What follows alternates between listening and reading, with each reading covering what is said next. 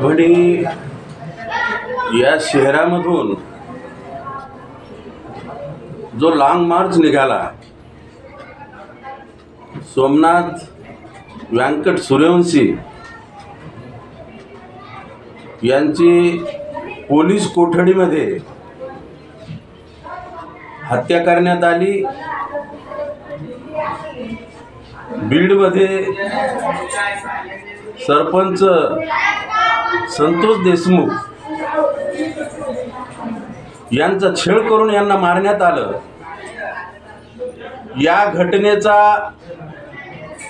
भारतीय दलित पॅंथर या सामाजिक संघटनेच्या वतीनं तीव्र शब्दात मी निषेध करतो। आणि जो लॉन्ग मार्च निघाला हा एका समाजासाठी नाही, एका जातीसाठी नाही, एका धर्मासाठी नाही, हा सर्व समाजाचा लढा आहे। त्या लढ्यामध्ये आपण सर्वांनी, सर्व जाती धर्माच्या कार्यकर्त्यांनी त्या लढ्यामध्ये, या लॉन्ग मार्चमध्ये सामील व्हावं असं आव्हान या ठिकाणी या संभाजीनगर औरंगाबाद शहरातून मी करत आहे। हा जो लॉन्ग मार्च आहे हा कुठल्या जातीच्या अंतर्गत नाही आहे। ज्या ज्या कार्यकर्त्यावरती, ज्या ज्या समाजातल्या प्रस्थापितावर असो, या सामाजिक तरुण कार्यकर्त्यावर असो, जो हल्ला होतो आहे याचा निषेध आपण केला पाहिजे। आणि त्या निषेधार्थ या लॉन्ग मार्चमध्ये आपण सामील झालं पाहिजे।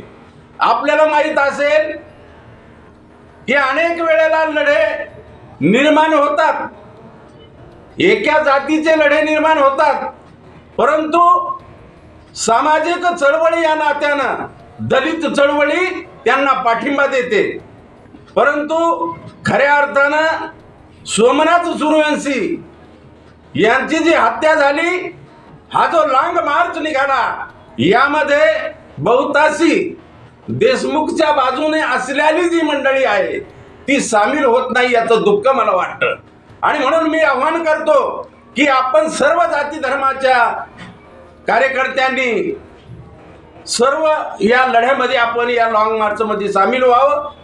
हजारोचे नाही, लाखोच्या संख्येने मुंबईपर्यंत यांना बळ देण्याचं काम खरं म्हणजे आपल्या समाजाचं आहे, तरुण कार्यकर्त्यांचं आहे, सर्वांचं आहे। आणि म्हणूनच परभणी ते मुंबईमध्ये जो काही जाणारा जो लॉन्ग मार्च आहे, या लॉन्ग मार्चमध्ये आपण सर्वांना, सर्व जाती धर्मांच्या कार्यकर्त्यांना, लोकांना आणि सर्वांना मी आवाहन करतो की या लढ्यामध्ये आपण लाखोच्या संख्येनं या ठिकाणी सामील व्हावं असं आवाहन एकदा मी सर्वांना करतो आणि या ठिकाणी थांबतो। धन्यवाद। जय भीम।